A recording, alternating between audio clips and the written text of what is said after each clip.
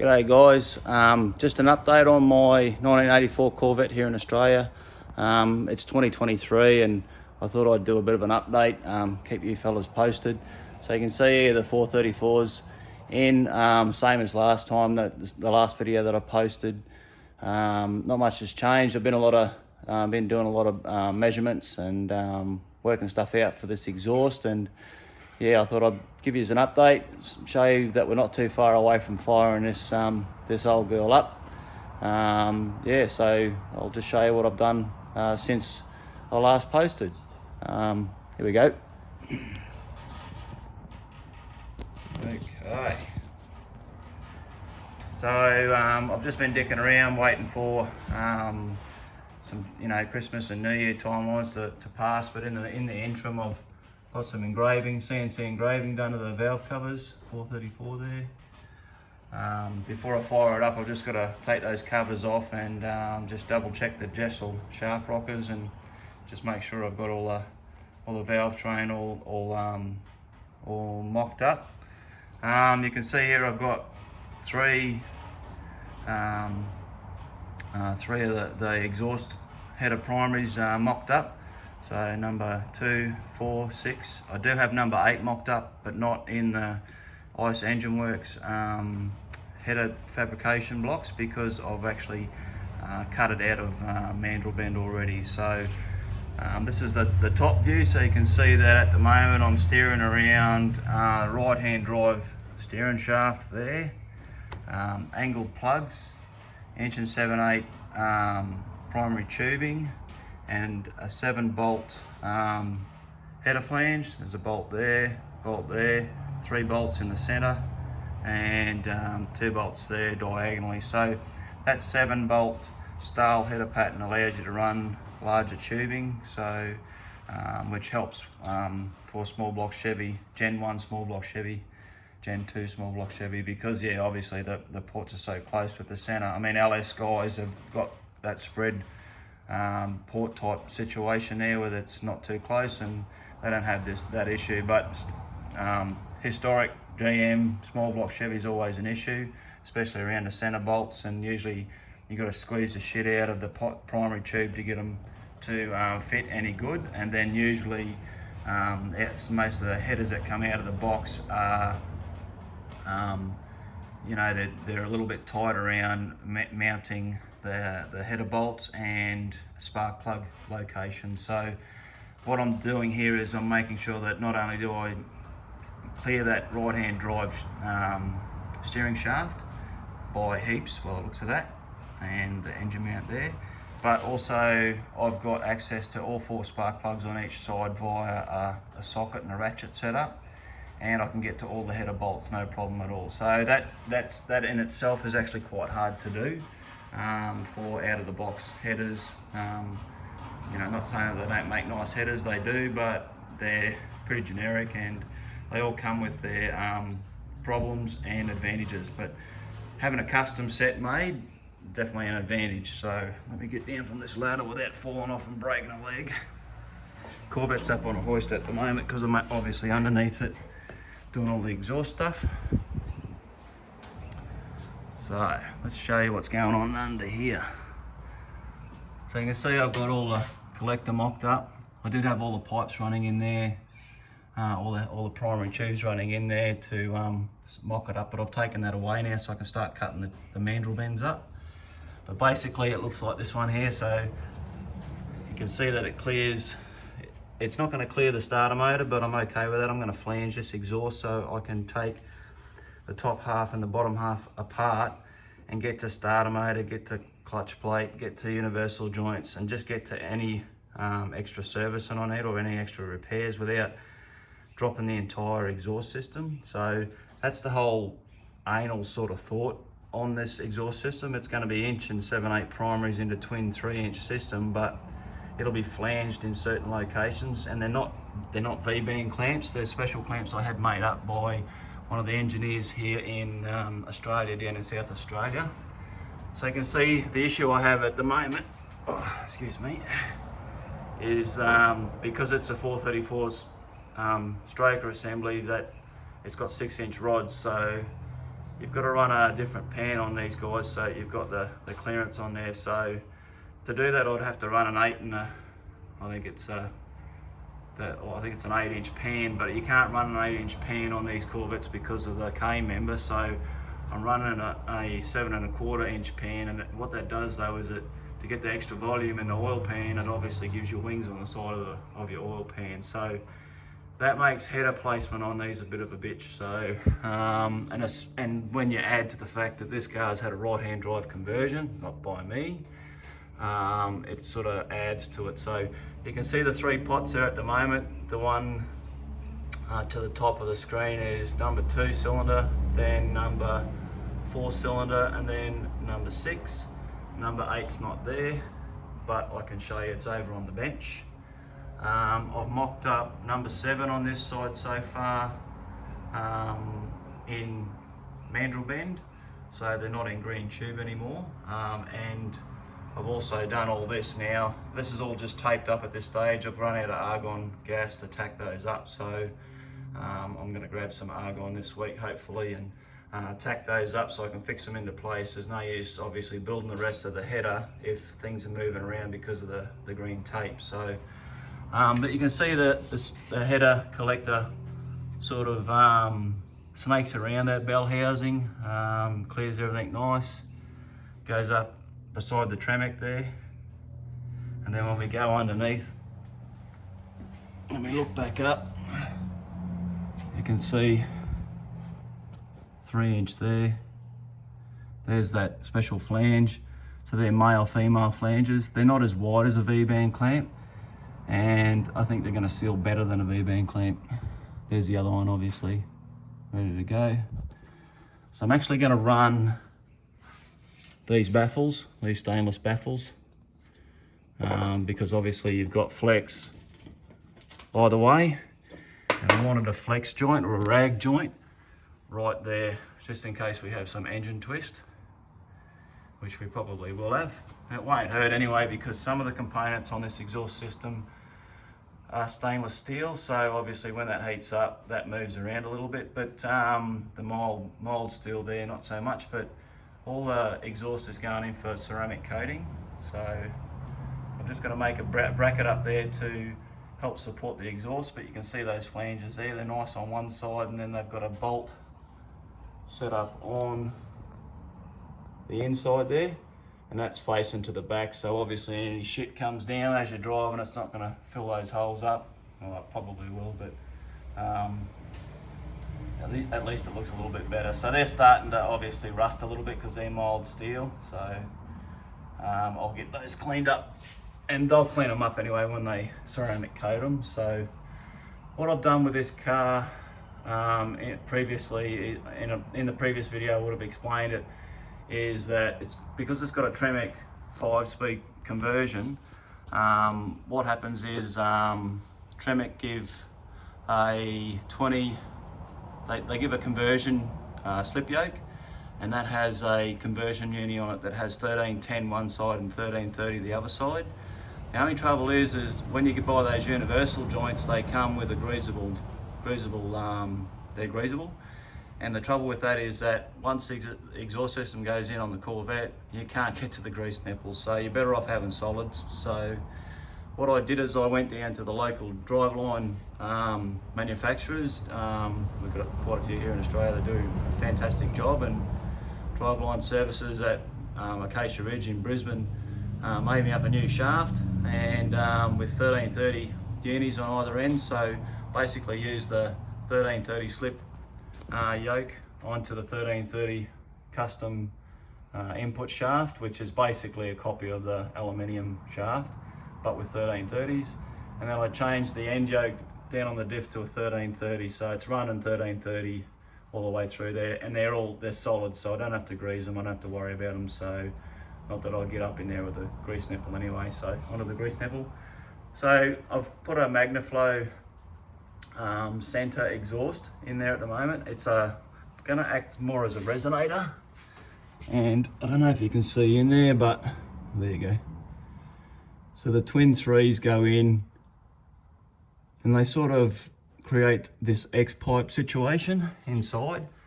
So I'm going to run that Magnaflow in the center of the transmission hub there. You can see that it runs through to the underside there. You can see the orange Ice Engine Works blocks for the 3-inch system.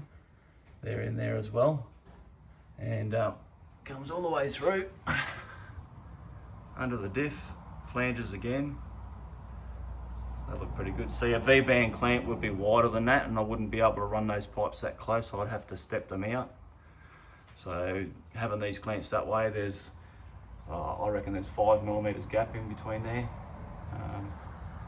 Runs underneath, plenty of room. So the minimum distance here in Australia is 100mm off the deck, minimum height. So the upright block there's 100mm, and there's probably another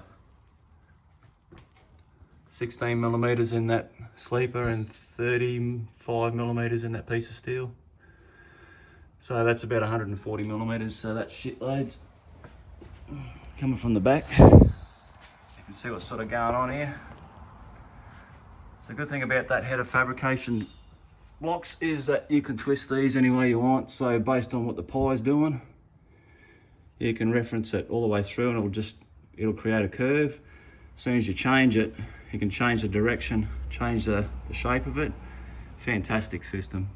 Not cheap, but given that this is a custom exhaust all the way through and nothing out of a box is going to fit this car, it's the best thing for this job. So twin threes around into 2 Magnaflow mufflers. I've only got one mocked up here at the moment.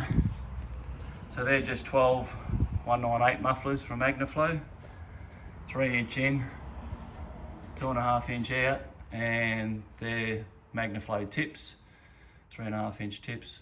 The tips actually cost more than the muffler itself, and that's not, and that was the case even before I left the US, because I brought them in directly from the US. So yeah, so obviously there was another one going up in there, but I don't need to mock that up. So that's where we're up to at the moment. So I'll take you over to the bench and I'll show you these header tubes for number 7 and number 8. And you can see the collectors here as well. So this is obviously the left-hand collector.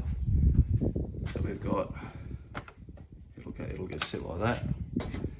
So we've got cylinder 7, cylinder 5, cylinder 3 and cylinder 1. These all need to be tacked up. This is a clamp from Ice Engine Works, so for inch and 7/8, and it helps locate the tube.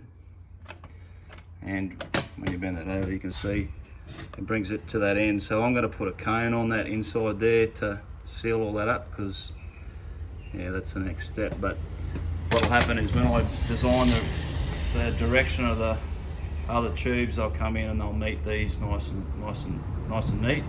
I'll tack them, leave them loose until I've got it all mocked up, because you can clamp this. And what I'll do then is when I'm ready to weld it all up, because I'll just undo the clamp and pull them out individually, zip them all up, and they'll be good.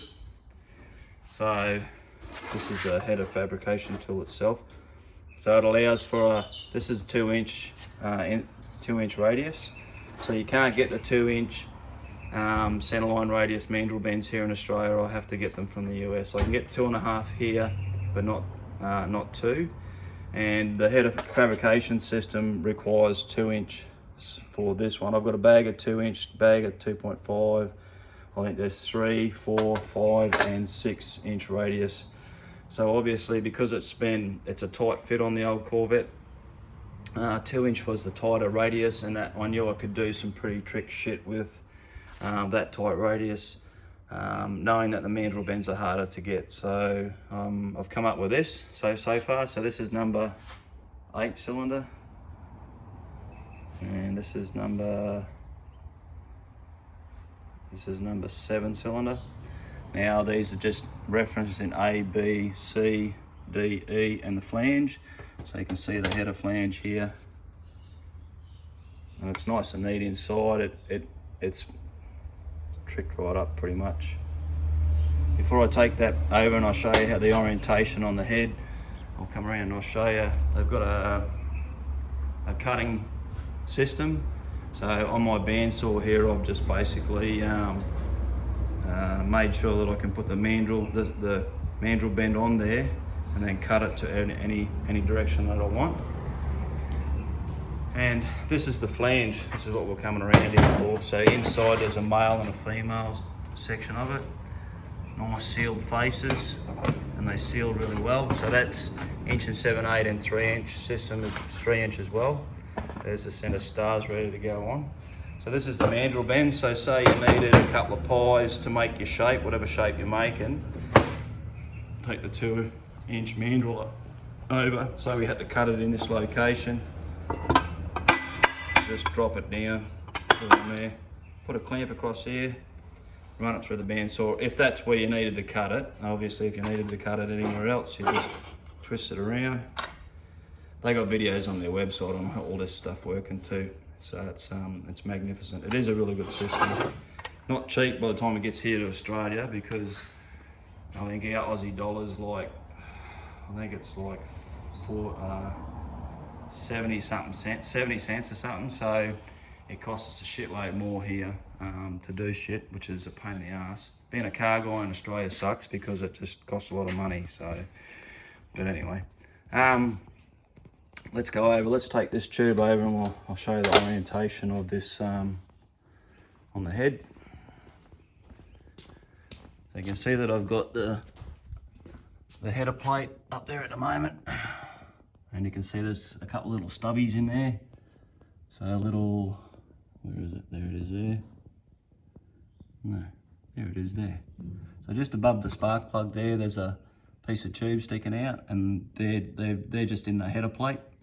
I've had the heads actually drilled and tapped to take these, because they're dart heads. Dart actually countersinks the pattern. So I took these in, I got onto dart and they gave me maximum depth on this before I hit water jacket and that kind of thing. They sort of said don't go any further than that, or you know. So I got all the specs off them for that, and took it into the machine shop. They drilled and tapped these with 3/8 bolts, so no problem at all. So you can see how I've referenced that up on there.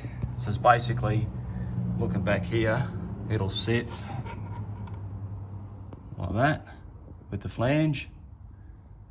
Go up there, it clears number 7 and number 5 spark plugs, and you can easily get a ratchet to it. And the good thing about it is I've got a top half and then a bottom half going from there back to the collector, that I can take the bottom half out and leave the top piece connected.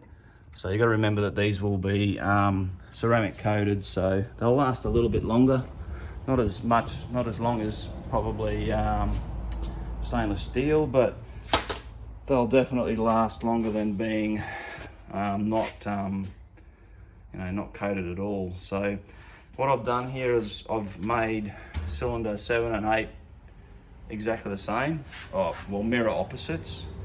So that took a little bit of extra time. So basically, because my right hand side is the worst side, I made that first, or mocked that up first, and then took the green blocks off and then put them together, then referenced them based on some reference points. So I measured the distance between these reference points and twisted it around to that turn. So I ended up with a mirror image for the opposite side. So I'll do that for cylinders 5 and 6, and then obviously 4 and 3, and then 1 and 2 will obviously be mirror image of each other.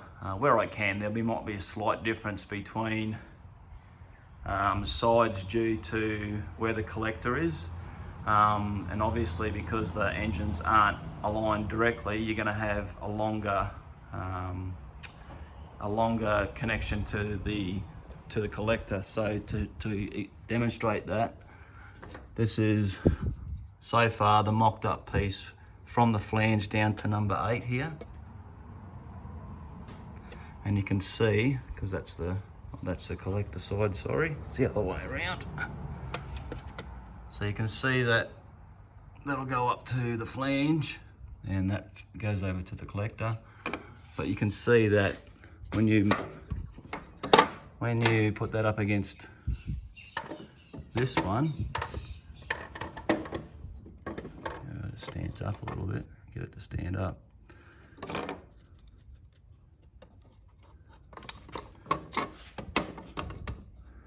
There's some slight differences there, just in that, you know, it's not a mirror when it from the flange down, is what I'm trying to say. So, but I'm okay with that. No one's going to be under it looking.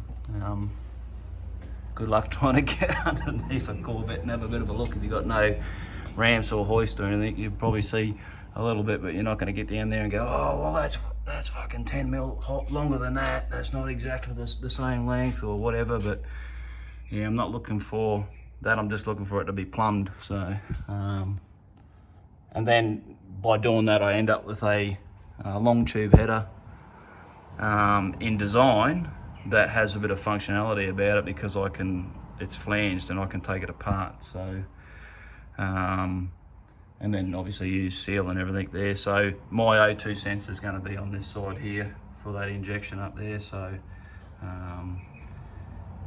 Yeah, so everything's right to go there. I just got to do that and the radiator lines, and I'm ready to fire it up. Basically, just got a little bit of wiring around the ignition module, which is up there. So it's mounted. It's just not wired in. The wires come up to it. It's not wired into the car yet.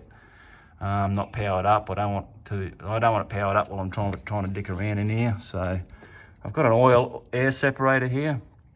Running over to the intake, so it'll obviously do a bit of vacuuming there and stop all that oil vapor going into the intake and clogging that up. And you know, as you know, if when you're running a carby setup on your project, it's a wet intake, so the fuel sort of does a bit of cleansing as it's working its way through.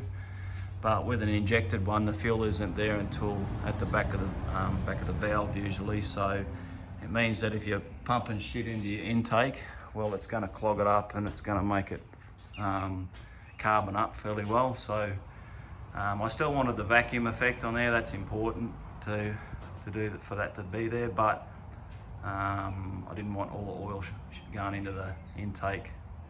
So at least, you know, that with that separator, it's all sealed. There's no, all I've got to do is unscrew it from the bottom and then empty the tank out and clean it out, and she's good to go. So yeah, so that's a bit of an update. I'm working on that exhaust at the moment. Just got to get, as I said, argon. A little bottle there sort of run out. So once I get some argon, I can do some tacking and then final up the mock up of it, and some brackets and shit, and get it all hanging so that there's no bits of timber under there holding everything up, and no transmission jacks holding up mufflers and stuff like that. And so once that's all done and cleared, I can and I've got it tacked and mocked, I can then take it all off, TIG weld it all up, clean it up a little bit, send it off for ceramic coating, which here in Australia is probably going to run $1,500 easily, $1,500. Then once all that is done and it comes back, I'll put it on the car, install for the final time, just check the Jessel valve train again. I don't have to worry about push rods, everything's checked. I just want to check the setting and everything on it.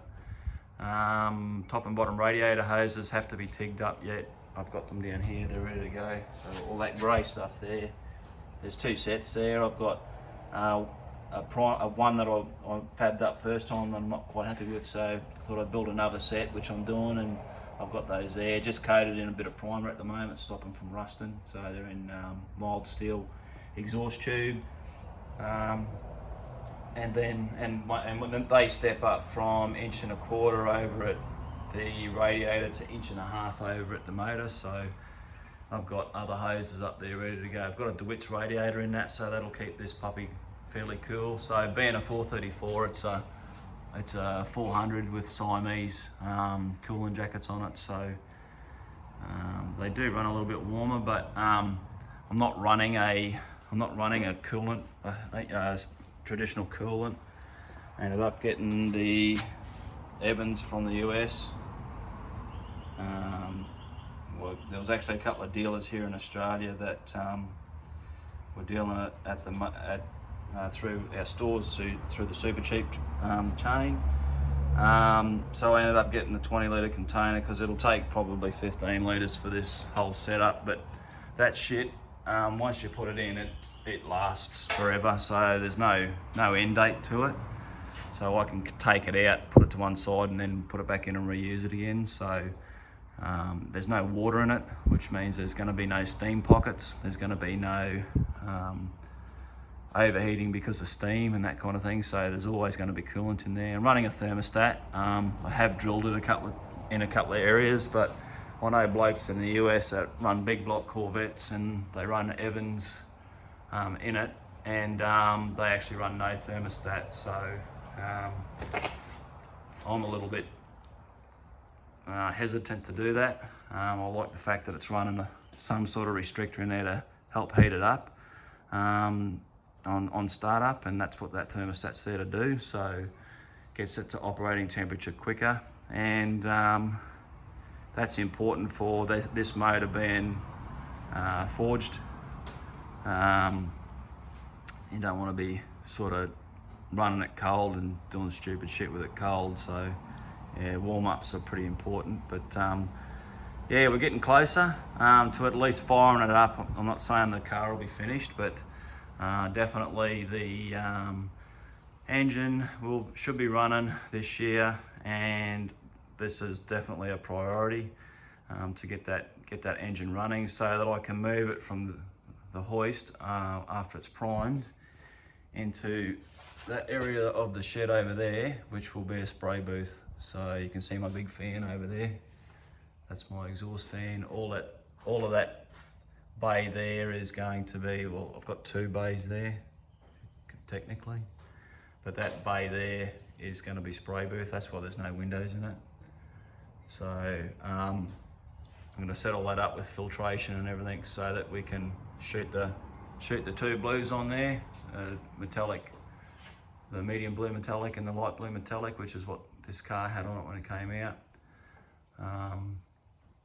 Yeah, so that's another 6 videos into the future, but for now at least this is a bit of an update on where we're at. And yeah, we got pretty much sidetracked last year, just finishing up the driveway here on our house. So I did all this because I've been working for the state roads for since 1990. So this is what I do. I do a lot of this asphalt work and all that. So anything to do with road maintenance and construction, that's what I do. So I sort of did all this, all the edges, all those concrete edges there, and they're pretty robust. You go down and they're pretty large. So this driveway is not gonna move in any way. So it goes down into the carport there at the back of the house, and yeah, so it's got sidetracked doing that. But now that that's done, it's time for this old girl to get started and get running. I want to hear that 434 fired up, and you know, drinking a bit of premium. That would be awesome. So anyway, that's a bit of an update. Thanks for listening to me babble on for fucking 25 minutes of your time, or 30 minutes, or you know, whatever. Well, nearly 30 minutes. But yes, it's always good to keep a bit of an eye. If you've got any questions on any of the shit that I'm doing here, please drop us a line. I'm always sort of interested to hear thoughts and you know, and comments, you know, and positive or negative comments. They don't hurt me. Do you know what I mean? Like negative ones, they don't hurt me. It's just everyone's got an opinion, mate. Everyone's got an armpit. Some of them stink. That's the only thing. So it doesn't bother me, mate. At the end of the day, I'm building it for me. I'm not building it for anyone else. But quite happy to share all the information on the car and share all the bits and pieces and why I'm doing stuff. You know, like it's not just grabbing shit out of a box from the Corvette suppliers in the US and bolting it back on. And you know, it's not an upgrade like, oh, what set of wheels would look good on my car. That to me is not an upgrade. This is an upgrade. It's gone from being Crossfire to a you know, 5.7 litre 350 Crossfire, which I've still got out in the back shed. But it's gone from being that to a 7.1 litre 434 cubic inch small block, so with a Tremec 5-speed. So, and it'll look like it's a stock car too, like on the outside. That's the way it left the factory, that's the way it's going to look. So but you know, the hood might be changed a little bit. You can see the hood sitting there. I might raise it a little bit in there just to clear the throttle body on the front of that motor, but it'll be done tastefully. It's not going to be a 3-inch, you know, cowl or anything like that, which looks shit, but it's got to be just enough to clear that throttle body. You can see that that's going to stick up a little bit. It does clear it by about 1/4 inch, but I want to give it another 1/4 inch, so I might lift that center hump in the in that hood by probably no more than 1/2 inch, and that'll give me the clearance. There'll be plenty of room then. So yeah, that's another job. So bodywork's coming, but with these things you can sort of leave everything in primer. Doors and everything are over there on the rack. Doors, roof, well, the back glass is there. I've separated that from the plate. You can see the plate's not on there. I've got all the epoxy glue up there. I've got to find out what that shit is too, and so I can put it all back together. All the headlight covers and that, I've just got to strip those. These are all the seats and everything out of it. So it's got cloth seats for it. For some reason, the original owner ordered it with cloth seats, which I think is retarded. But anyway, these are the ice engine works shit. And that's the inch and 7/8. That's the 3-inch system. That's going to come in handy for not only Corvette project, but the wife doesn't know it yet, but there'll be another project. So at least all that shit's there, you know, always pays to have it there. So yeah, anyway, so yeah, thanks for listening, and I'll post up when I've mocked it all up and she's looking ready to probably ceramic coat, and then we might do something with it all fitted up with ceramic coat, and then getting closer to fire, and then so I'll probably do a video on that, obviously, into the future. So yeah, stay tuned. She's coming along. 2023 will hopefully be the year that this old girl fires up after being on the hoist for pretty much the last 8 years. So we'll get it done and we'll get it back on the road and harassing the shit out of the fucking kangaroos that are here. Anyway guys, peace out. I'll catch you on the next one. Bye.